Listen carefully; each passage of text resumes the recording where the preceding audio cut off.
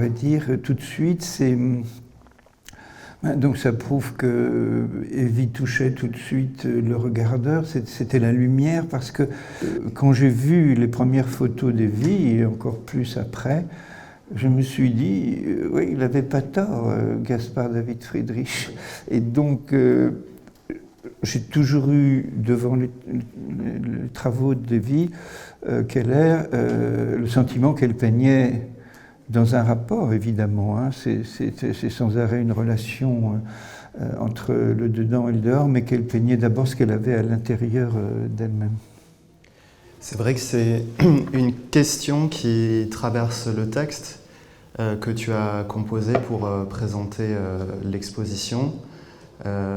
Lorsque je visitais l'exposition aussi la semaine dernière avec Evie, on avait discuté en fait d'une œuvre, comme tu le dis, qui est dans ce rapport entre l'intériorité de l'artiste et l'extériorité, le monde, la nature, notre environnement, le vivant. Une œuvre qui finalement serait une forme de dialectique, une mise en relation entre des mondes, entre des concepts, je pense, qui forgent notre perception du monde, notre relation au monde, et qui, je pense, va au-delà justement de ces dualismes de l'intérieur et de l'extérieur, de la matière ou de l'immatériel, du corps et de l'esprit. J'ai trouvé qu'il y avait là justement de quoi réfléchir et de quoi s'ouvrir à une autre perception de la matière, de l'environnement. Comment est-ce que la matière se charge de la lumière et comment est-ce que la lumière s'incarne. La vision du monde d'un artiste comme Evie, évidemment, prend une importance très grande parce qu'il est clair que quand on est devant une œuvre d'Evie Keller, on n'a pas tellement d'éléments pour relier ou nommer ce qu'on appelle la réalité. Hein. La réalité, disons, pour prendre une définition de base, je ne sais pas si vous en êtes d'accord, c'est que, en fait, c'est un accord que nous passons tous sur le lexique et sur les fonctions de ce lexique. Donc, ceci est un verbe, ceci, etc. Et quand on est devant une œuvre d'Evie Keller, on se dit, bah, je ne sais pas. Qu'est-ce qu'on peut dire exactement? Parce que elle est, pour ma part, je la trouve sur une ligne entre deux. Alors, c'est-à-dire qu'on éprouve un sentiment, peut-être on peut reconnaître quelque chose qu'on pourrait nommer, mais dans le même temps on ne peut pas. Donc c'est peut-être ce qu'on appelle le réel, qui n'est pas la même chose que la réalité. Le réel, c'est ce qui qualifie à mes yeux la relation qu'on a avec, par exemple, un objet. La réalité, c'est cet objet désigné. Mais ce qui se passe entre nous et l'objet qu'on regarde, c'est sans arrêt mouvant, mobile. Tout d'un coup, il y a des effets mnésiques, on se souvient de quelque chose, tout d'un coup, il y a... etc. Et ça, c'est évidemment, je pense, le cœur de l'œuvre d'Evie, sachant que cette idée... Il y a des artistes qui, au contraire, nous livrent totalement à ce qui serait le réel à travers la peinture seule, la peinture, par exemple. Mais il y a des artistes qui sont, alors si on retrouve des grands... je reconnais une amie qui doit connaître ça, c'est un des grands préceptes de Shitao, c'est-à-dire que la peinture doit toujours se tenir, selon lui, sur la ligne de crête entre ce qui est reconnaissable et ce qui ne l'est pas. C'est-à-dire que si la peinture n'est que reconnaissable, cet artiste et théoricien chinois pense qu'il manque quelque chose. Mais si on est sans arrêt dans ce mouvement à se demander quelle est l'expérience du réel que l'on fait, alors s'ouvre cette, entre guillemets, aventure, presque dans certaines peintures d'Evie épiques, hein, comme une sorte de presque d'épopée, rien de plus. Je ne sais pas si vous avez un avis. Oui, moi, mon premier sentiment, ma première expérience est assez analogue à ce que tu décris. Pour être tout à fait transparent, moi je me suis senti impressionné face à cette œuvre et quelque part désarçonné dans un premier temps. Évidemment, c'est pas le fin mot de cette expérience-là.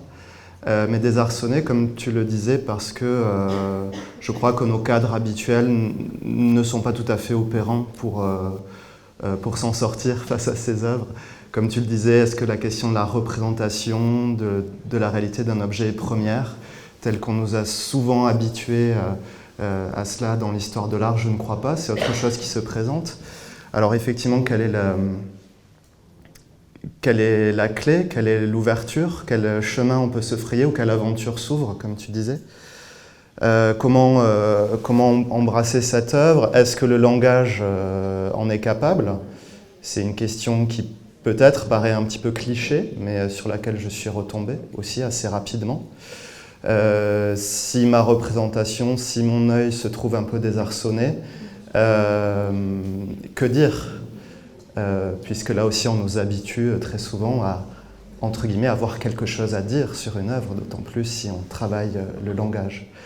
Et je crois qu'en fait, ces œuvres nous disent quelque chose, elles dégagent quelque chose.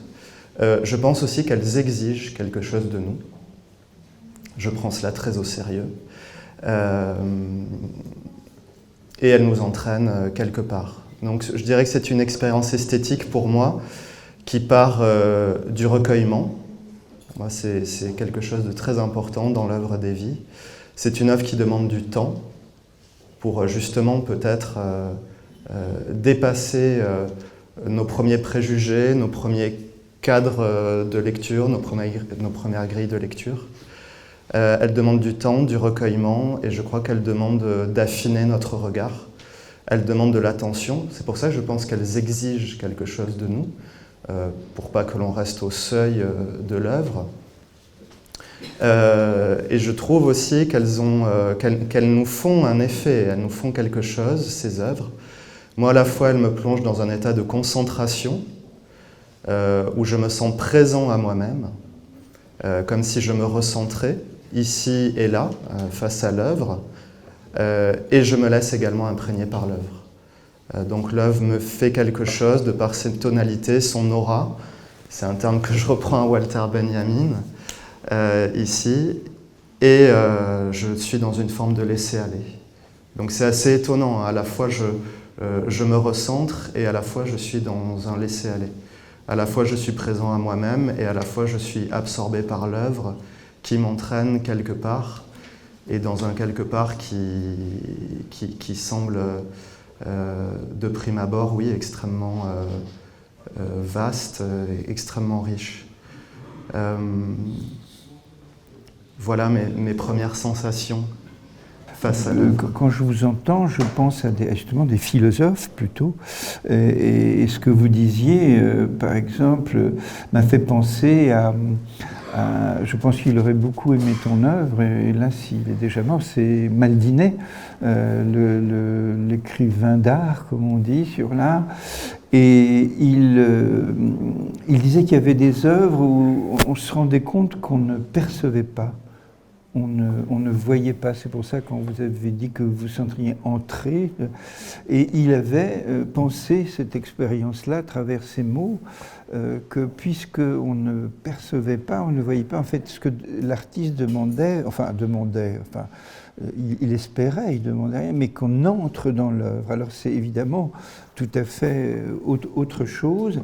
On peut le voir soit d'un pur point de vue de la critique d'art en disant bah oui, c'est à partir du moment où les artistes ont souhaité que le corps participe à leur œuvre à travers des grands formats, bon évidemment Jackson Pollock, puis après que le corps soit producteur dans son entier de l'œuvre picturale le groupe Bouteille, etc. Et jusqu'à ce qu'ils abandonnent la peinture, bien qu'ils étaient des peintres, pour devenir des performeurs. Hermann Nietzsche, Arnold Freiner, enfin bon, etc. Mais sans aller jusque-là, qui n'est pas dans l'œuvre d'Evie, l'idée simplement qu'il y a des œuvres, c'est pas tellement, on nous demande pas tellement de percevoir, de regarder, mais d'aller dans une espèce d'être sous l'emprise ou d'être emporté par. Alors quand on regarde une œuvre d'Evie, je pense que c'est ce qui est proposé. Et d'ailleurs, quand on se téléphonait cet été, que tu me parlais de la manière dont toi-même tu peignais, ça ne veut pas dire que l'expérience du regardeur c'est la même que celle du créateur, mais tu disais que tu avais besoin tout d'un coup d'être dans une espèce d'immersion dans ta propre peinture. Puis on voit dans tes films avec les grandes toiles, la lumière qui passe dans la verrière, qui fait bouger les toiles que tu manipules, le fait que quand tu les travailles presque en fusion, je ne sais pas, mais en très très grande proximité. Et donc, évidemment, quand je t'écoutais, je me disais, oui, ça passe par, tout à fait, parce qu'en tant que regardeur, c'est ce que j'éprouve aussi, entrer dans. Alors, vous voyez comment elles sont faites, les œuvres, parce que si on parle que de ce moment un peu, que j'ai qualifié plus ou moins maladroitement de peut-être, en prenant l'adjectif épique ou entrée ou passer par la surface. Il y a des peintres qui ont eu cette même intention, évidemment, mais ce qui me frappe aussi chez toi, on en a un peu discuté, c'est que parfois ces peintres, ils vous emmènent hors champ. Il n'y a pas de champ, c'est-à-dire qu'on est pris dans ce qu'ils ont peint sur la toile. Ça peut arriver, toi qui as montré Tobey, Rothko, etc. Or, ce qui est tout de même très intéressant pour comprendre l'œuvre d'Evie, c'est que, vous voyez, ça n'est pas le cas chez Evie, c'est-à-dire qu'il y a un cadre, si j'ose dire, il y a en tout cas, on va dire, un bord. Voilà. Alors, quand on regarde cela, on se dit, est-ce que ça réduit ce sentiment d'expansion ou pas? Et on se rend compte que non, l'expansion dont on ne sait pas si elle passera le cadre, parce qu'il y a une autre chose dont je voulais parler juste après, ce qui fait qu'elle pousse à aller à l'intérieur, c'est-à-dire cette explosion de fixe, puisque c'est l'anniversaire du surréalisme, elle pousse à aller à l'intérieur. Et ça m'a toujours frappé, parce que je me dis, c'est là que Evie passe centre sa pensée sur l'idée de passage d'un espace de réalité à l'espace du réel. Quel que soit le nom qu'on lui donne, bien sûr, chacun a dû dire cosmos ou d'autres ont dû dire feu, volcan pour l'autre série, etc. Ce sont tous les noms que nous inventons quand nous avons du mal et que nous ne souhaitons pas définir quelque chose, mais que nous travaillons par des associations faites d'images.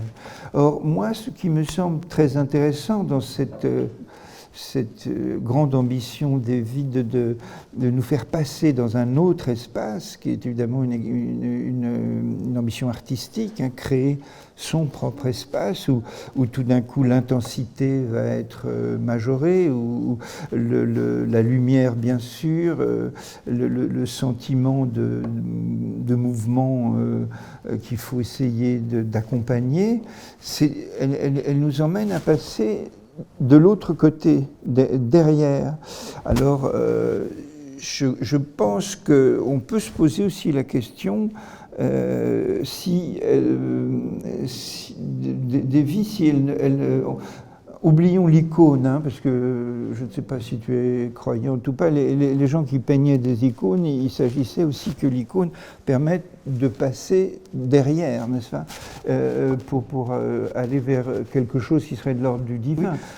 Mais moi, ce que je vois surtout, c'est une manière de créer une tension qui nous pousse à aller vers ce qu'on peut appeler peut-être un seuil, c'est-à-dire quelque chose qui nous pousse à faire le pas comme ça au-delà. Alors soit que ce soit dans ce qui serait ce bleu stellaire, aquatique, enfin donc là on est dans les métaphores d'approximation, soit au contraire qu'on entre dans le merveilleux tableau qui est à droite, là, dans un feu en fait. Il n'y a pas d'éclairage, il n'y a pas de feu, il n'y a rien du tout, c'est que de la peinture qui joue de la transparence. Et alors ça aussi, ça m'a beaucoup intéressé, ça. C'est ce que j'essaye d'écrire dans le petit texte. Je dis, mais en fait, l'eau brûle. En fait, l'eau, c'est du feu dans ces tableaux. Et alors, quand on dit des choses comme ça, oui et non en même temps, c'est une des définitions de la poésie qui est de Mallarmé. La poésie, c'est de dire oui et non en même temps. C'est-à-dire, à la fois, ça nous renvoie à quelque chose qui, normalement, ne fait pas partie des images que nous avons du feu, et en fait, c'est comme un feu, ça brûle. On peut avoir le sentiment mêlé. Evie me faisait remarquer que le cœur de la flamme est bleu, tout simplement, si on reste sur cette métaphore et sur les couleurs primaires qui sont ici représentées.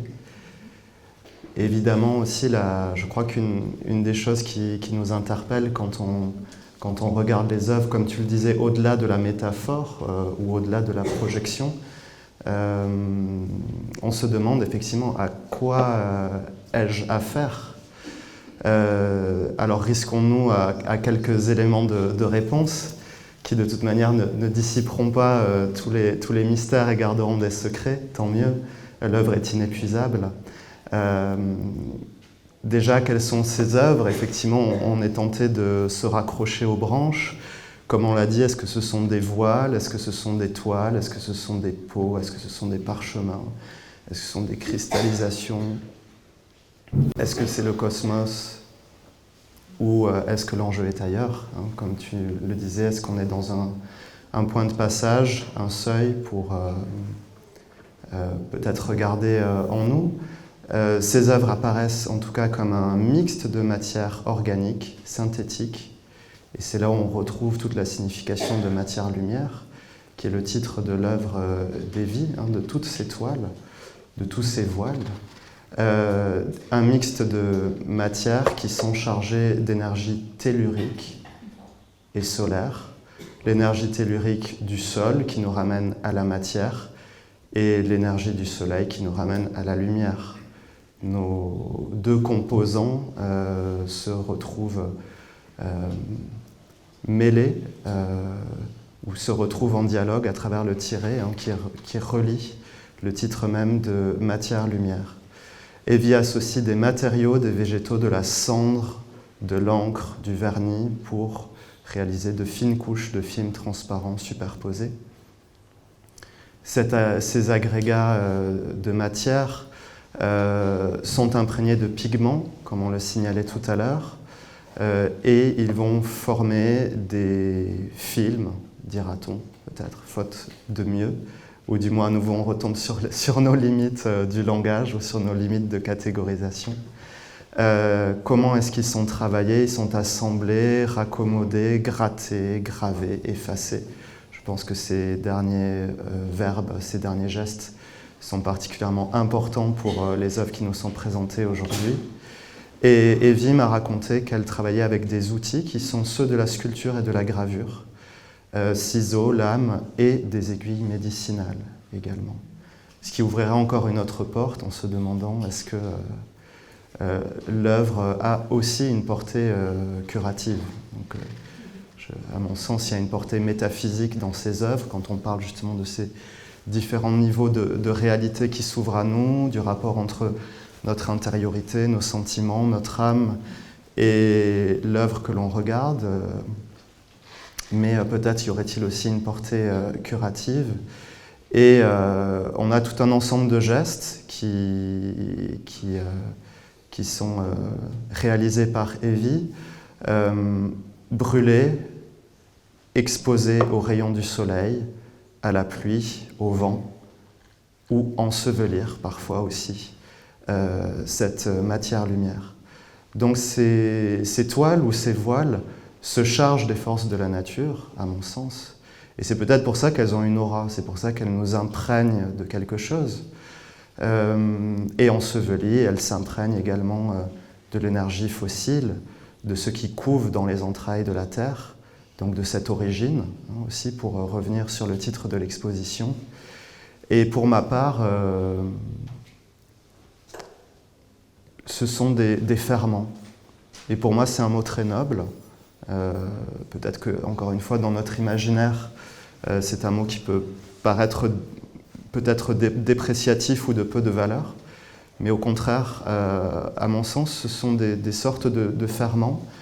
À nouveau, donc, ce sont des œuvres qui demanderaient du temps pour que ça fermente, pour que ça s'imprègne, pour que ça se charge, pour que ça vienne jusqu'à nous, et pour que, à nouveau, comme on en parlait tout à l'heure, nous prenions le temps de nous ouvrir à ces œuvres et de nous reconnecter avec notre propre présence à nous-mêmes. Donc on aurait tout un éventail de matières aussi, pour reprendre les métaphores. Mais est-ce que c'est du cuir? On se posait cette question avec Evie. Est-ce que c'est du bois? Est-ce que c'est de la terre? Des parois pariétales, on l'évoquait tout à l'heure. Des tissus, des parchemins, une matière cristallisée. Donc à travers ces voiles, on aurait les différents règnes du vivant qui seraient là. L'animal, le végétal, le minéral, peut-être réunis, ou un endroit où ils sont indistincts. À nouveau, est-ce que ce sont les origines?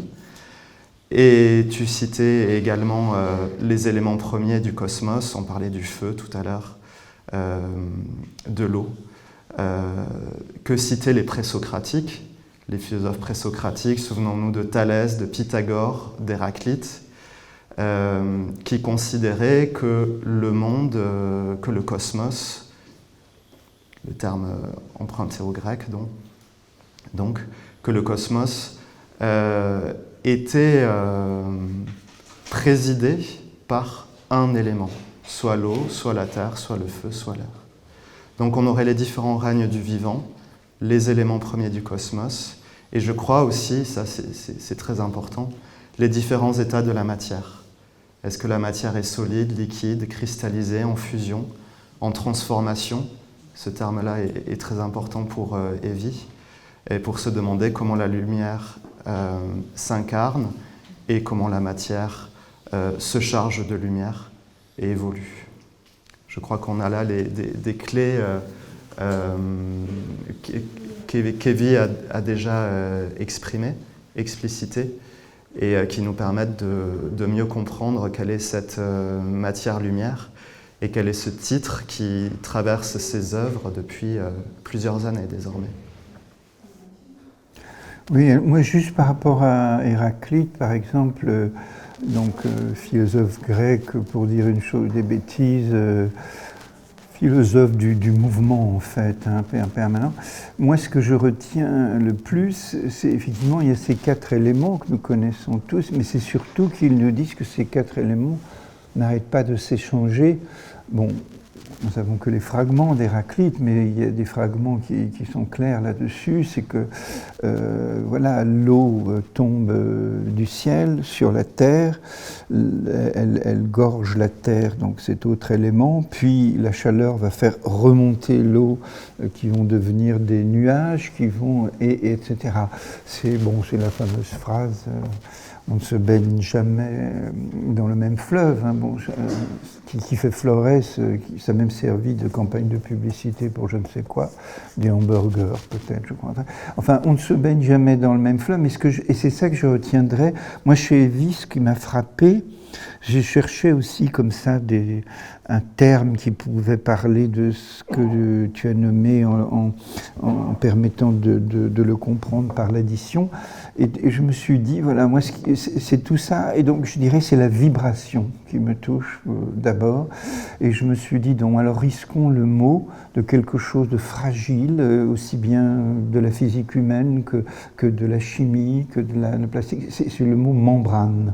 Et même dans le son, hein, quand les haut-parleurs, enfin, c'est des membranes qui vibrent. Et il y avait quelque chose là qui était à la fois physique, parce qu'on parle de cela pour nous-mêmes, et je me suis dit, il y a une leçon que Evie aurait peut-être trouvée, en tout cas ce n'est qu'une interprétation, dans cette formidable j'allais dire, c'est plus que ça, c'est comme disent les Anglais, c'est sensitive, enfin, c'est-à-dire que ça vibre sans ça, et je crois que c'est ça que j'éprouve en voyant beaucoup que ce soit dans cet sentiment qu'il y a un volcan, enfin que ce soit, on va prendre des vieilles catégories de l'histoire de l'art, que ce soit de l'ordre du Dionysios, hein, de Dionysaque, c'est-à-dire quelque chose qui sort des grottes, qui sort du volcan, du centre de la Terre, ou au contraire, je ne sais pas si c'est apollinien, non, mais d'un autre type de Dionysaque qui est le ciel, comme ça, parce qu'il n'y a pas de plan, il n'y a pas de dessin qui tout d'un coup a été passé par un processus, un programme, une maîtrise, c'est pas la question. Mais en tout cas, ce qui est certain, c'est que ce soit l'un ou l'autre, il y a sans arrêt quelque chose devant nous qui vibre. Et à côté de la vibration, il y a aussi beaucoup de variations aussi, hein. Et ce qui me frappe, c'est que c'est pas du tout des séries. Vous savez, il y a eu une grande période dans les années 80, suite, séries, séquences, c'était justement des programmes, c'était des écarts de l'un à l'autre. Or là, à chaque fois, quand on est devant une peinture, on a ce sentiment que on ne peut pas les regarder les quatre là, en disant voilà, ça, elle a fait une série. Non.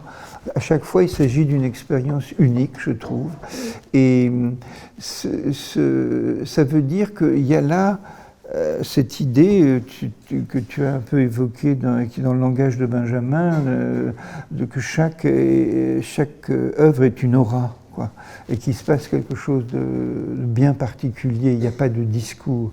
Lyotard disait que l'art ne se satisfaisait jamais de l'argumentaire, que l'art devait fuir l'argumentaire. Il n'y a pas d'argument, il y a un par un une expérience en fait perceptive, mais ceci étant la porte d'entrée mentale, et alors cette idée puisque je parlais du seuil, du pas au-delà, qui fait que quand on regarde, on se sent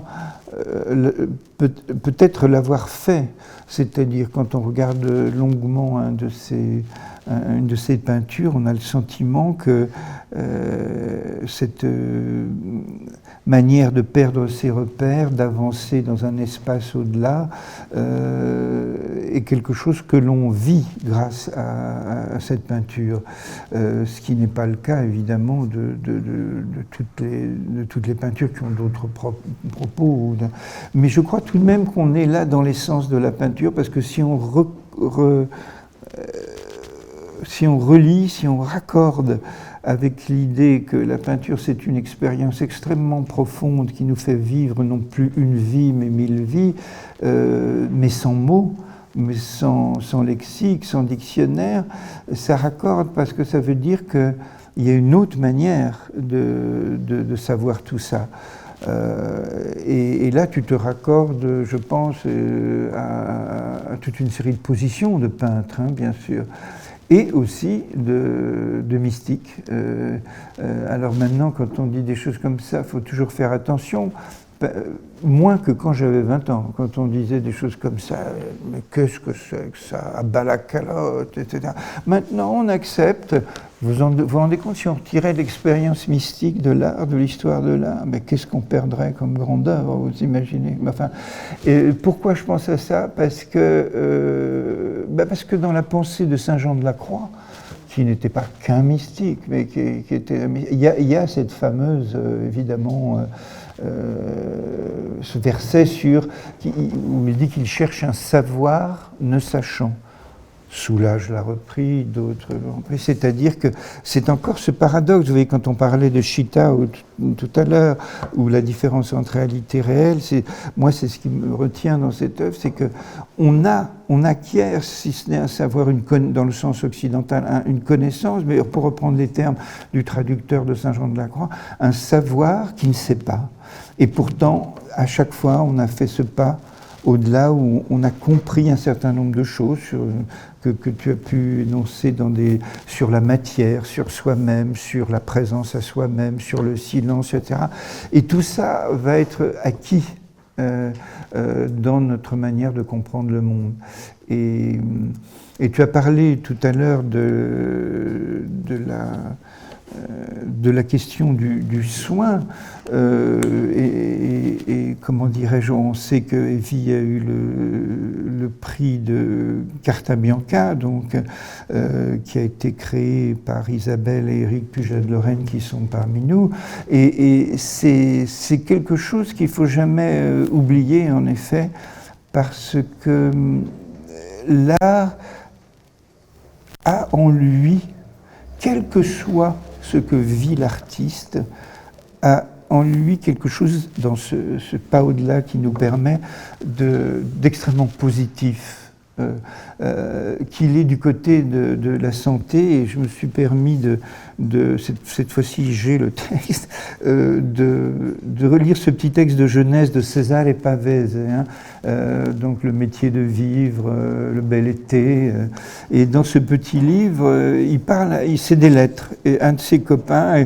de jeunesse, ils veulent tous les deux être artistes et écrivains, et il vient de vivre son copain vient de vivre des choses difficiles, et il dit il faut accepter tout d'un coup d'avoir des activités antinaturelles, où on veut tout d'un coup faire un chef-d'œuvre, c'est tout à fait antinaturel. Tout le monde n'a pas cette envie-là. Et il dit, parmi les activités antinaturelles de l'homme, on peut peut-être dire que toute œuvre d'art véritablement bonne est saine. Donc si c'est bon, si le travail est... Vous savez, on dit parfois, c'est pas vraiment...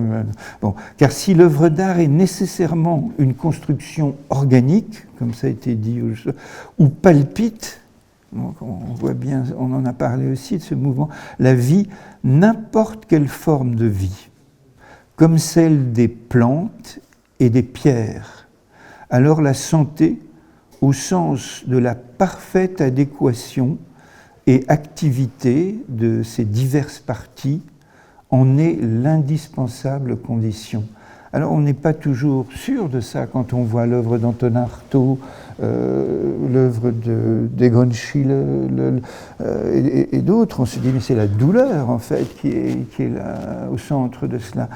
Eh bien je crois que César Pavese, et je pense qu'il a raison, il a compris que l'art a en lui la capacité de retourner le gant toujours, parce que c'est cette proposition qui, en tout cas pour un temps ou pour longtemps, ou pour nous qui regardons, lie l'art et la santé. Il dit aussi, bien au contraire, si cette âme ne s'est pas contorsionnée, convulsée, n'a pas saigné, puisqu'on parlait un peu de ce côté curatif, si elle n'est pas passée par une interminable série d'expériences répétées jusqu'à ce qu'elle soit absorbée par cette même âme, et si elle n'en est pas, en somme, réduite, à force d'efforts et d'agissements exagérés, à un aspect hors du commun et débarrassé de l'optimisme étriqué, ça c'est pour ceux qui veulent être toujours gais, l'optimisme étriqué, on en a besoin, remarquez, qui accompagne la santé naturelle,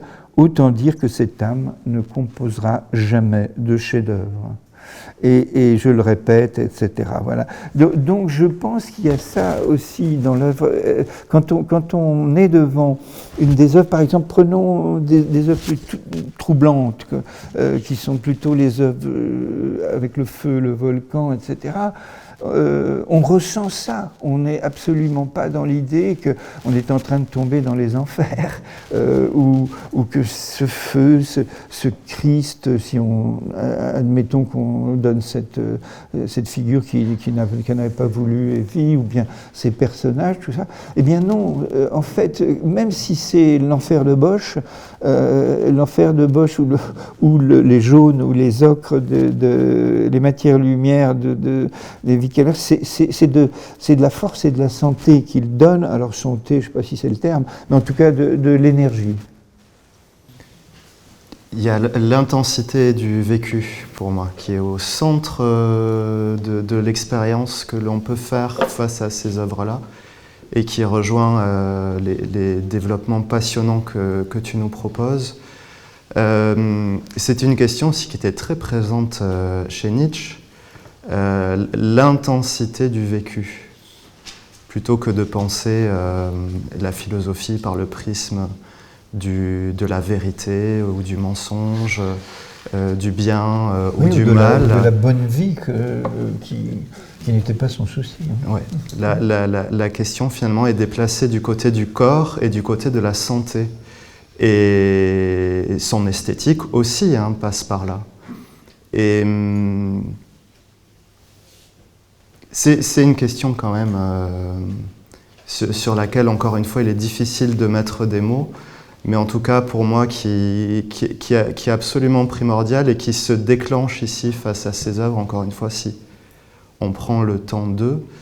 En fait, l'œuvre est capable de nous placer dans une certaine disposition de nous-mêmes, si on s'y prête, si on s'y donne aussi. Et cette disposition-là fait que, oui, je crois qu'on se recharge, on goûte à quelque chose d'intense. D'où la question aussi de la vibration, de la pulsation. Je crois qu'il y a quelque chose qui se charge, qui se concentre, un rythme qui se concentre. Donc je crois que là aussi on a des pistes qui sont très subtiles et qui nous ouvrent une manière d'appréhender l'œuvre d'art qui passerait donc par le corps, par la santé, par la pulsation, par la vibration, par le rythme,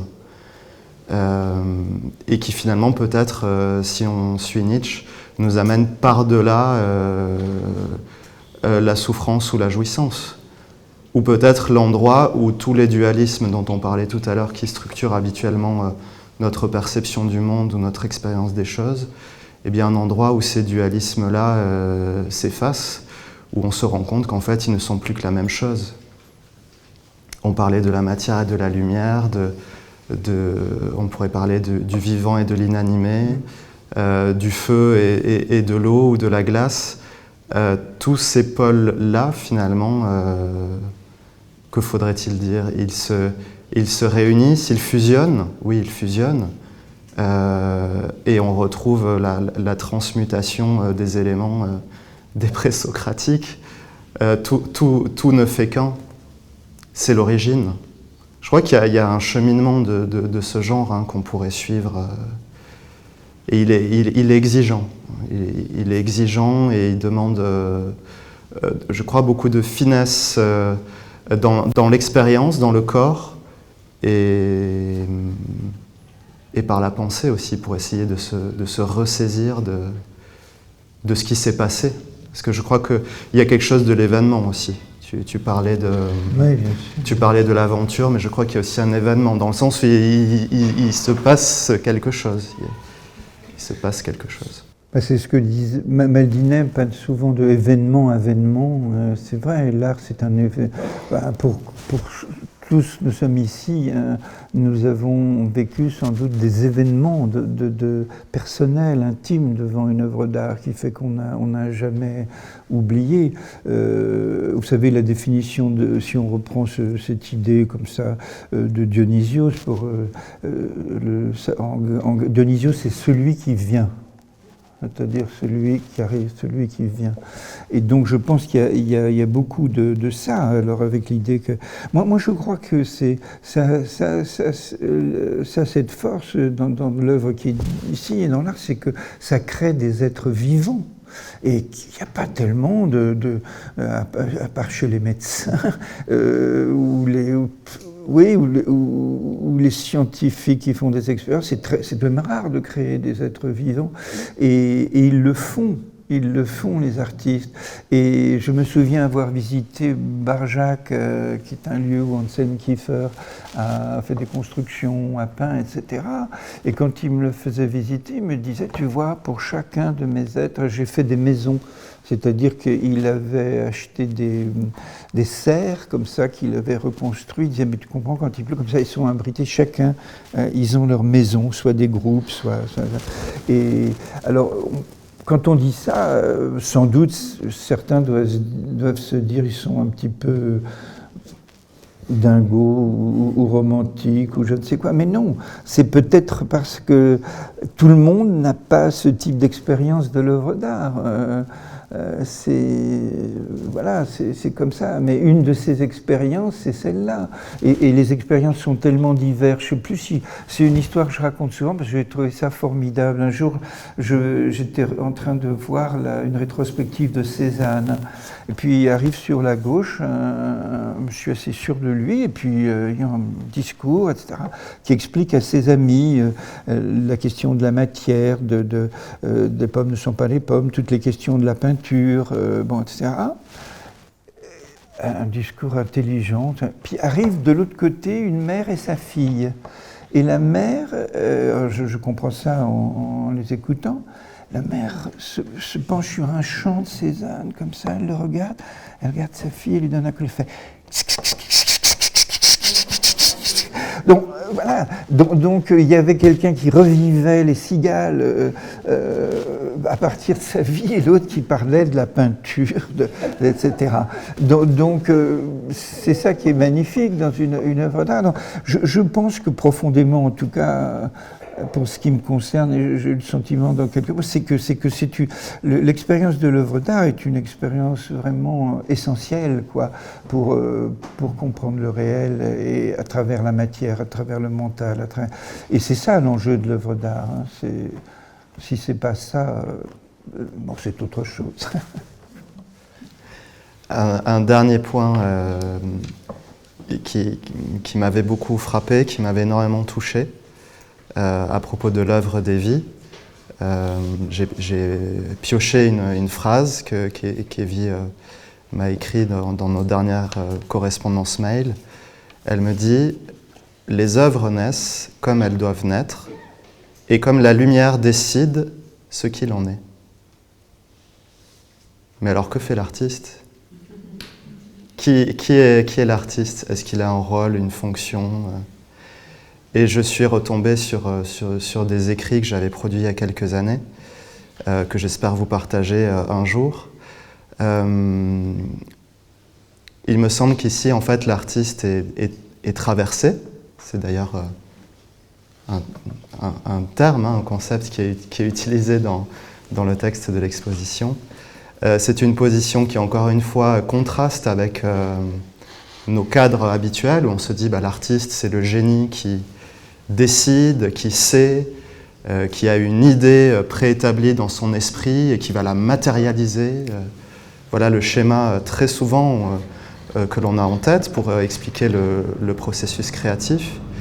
Donc désormais, l'artiste serait traversé. Et je dirais aussi, on avait utilisé ce terme lors de notre dernière visite avec Evie, que l'artiste est un médium, mais attention, pas dans le sens de Rimbaud, d'un être illuminé, qui aurait des visions que d'autres n'auraient pas, ou que le sens commun n'aurait pas. Non, peut-être plus humblement, l'artiste est un médium, c'est-à-dire que il est comme une matière, comme un champ, comme un outil, comme un crayon, comme un pinceau, par l'intermédiaire duquel l'œuvre arrive. Et l'œuvre arrive, peut-être que là aussi je suis très énigmatique, mais l'œuvre est événement, elle arrive. Et c'est une idée que je trouve très, très puissante, là aussi, je pense, qui est très exigeante pour essayer d'en comprendre bien les détours et de ne pas basculer dans une vision un petit peu trop facile, se dire que l'art se ferait tout seul ou qu'il suffit d'être illuminé. Non, non, pas du tout. Soyons humbles, l'artiste est médium. D'ailleurs, l'humilité, on me disait que ça venait du terme humus, du sol. Donc on a un retour au sol, retour aux origines, encore une fois. Retour au sol, à l'endroit où ça se charge, où on se recharge. Donc l'œuvre serait quelque part autonome par rapport à l'artiste, ou à l'auteur ou à l'autrice, qui serait censée détenir l'autorité, d'après son étymologie. Alors il y a très certainement quelque chose qui échappe à l'artiste, et je crois surtout qu'il y a un étonnant renversement qui s'opère. L'artiste est mis à contribution par son œuvre, et cet idéal de maîtrise, peut-être que les beaux-arts nous ont inculqué, ce n'est qu'un moment à dépasser. Oui, l'artiste doit maîtriser des champs techniques, évidemment, mais je crois, voilà, très profondément que l'artiste est traversé, qu'elle est médium, au sens humble du terme, et qu'elle est mise à contribution par son œuvre. C'est un peu d'eau ? Moi alors, il est temps de, peut-être s'il y a des discussions, mais pour terminer, j'avais décidé de faire un cadeau à Evie de quelques lignes d'une extraordinaire écrivain qui s'appelle Clarice Lispector, brésilienne, qui est publiée aux éditions des Femmes, et enfin presque tout maintenant. Et voilà ce qu'elle écrit dans ce livre au titre merveilleux, ça pourrait être Carson McCullers qui a trouvé ce titre, Près du cœur sauvage. Et donc en le lisant, je pensais à toi. Oui, pardon. Et un jour viendra, oui, un jour viendra en moi la capacité aussi rouge et affirmative que claire et suave. Un jour, ce que je ferai sera aveuglément, sûrement, inconsciemment, marchant en moi, dans ma vérité, si intégralement lancé dans ce que je ferai que je serai incapable de parler. Surtout, un jour viendra où tout mon mouvement sera création, naissance. Je briserai tous les noms qui existent à l'intérieur de moi. Je prouverai à moi-même qu'il n'y a rien à craindre, que tout ce que je serai sera toujours. Et il y aura une femme avec mon principe. J'élèverai en moi ce que je suis. Un jour, à un geste mien, mes vagues se leveront, puissantes, de l'eau submergeant le doute, la conscience. Je serai forte comme l'âme d'un animal, et quand je parlerai, ce seront des paroles non pensées et lentes, non légèrement senties, non pleines d'envie d'humanité, non le passé coronant le futur. Ce que je dirai résonnera pour que je sache qu'il existe le temps, les hommes, les dimensions. Il n'y aura aucun espace en moi pour remarquer même que je serai en train de créer, instant par instant, non instant par instant, mais tout fondu. Vous voyez, parce qu'alors je vivrai, seulement alors je vivrai, plus grande que dans l'enfance. Je serai brutale et mal faite comme une pierre, je serai légère et vague comme ce que l'on sent et ne comprend pas. Je me dépasserai en onde, à Dieu, et que tout vienne et tombe sur moi, jusqu'à l'incompréhension de moi-même en certains moments blancs, parce qu'il suffit de m'accomplir. Et alors, rien n'empêchera mon chemin jusqu'à la mort sans peur. De toute lutte ou repos, je me lèverai forte et belle comme un jeune cheval. Alors.